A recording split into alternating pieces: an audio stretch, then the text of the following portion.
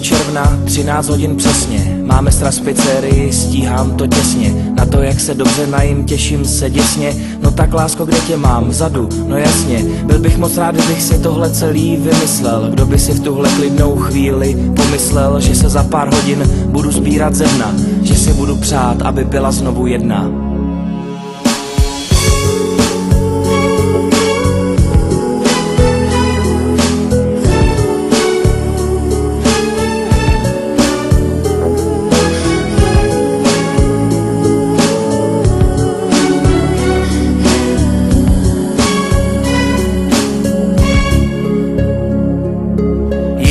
Hodina, ta popravím polední, no tak si přece ke svý holce přisedni. Přišla mi zpráva, měli jsme se sejít, stačilo ale jen do toho podniku vejít, aby jsem zjistil, že nebyla pro mě. A už se cítím, jako když je po mně. Dělej, sedni si, ať nám nevyneseš spaní. No tak si sedám, třeba je to zdání. Je 6. června, 16:05. Připadá mi to jako 2000 let. Už 3 hodiny se zamilovaně díváš, už 3 hodiny se při jídle líbáš. Já sedím naproti, je to zvláštní pohled, kdy si člověk rozšíří o tobě svůj rozhled. Sedím naproti a mám trošku zimnici, sedím v bistru u okna, naproti přes silnici.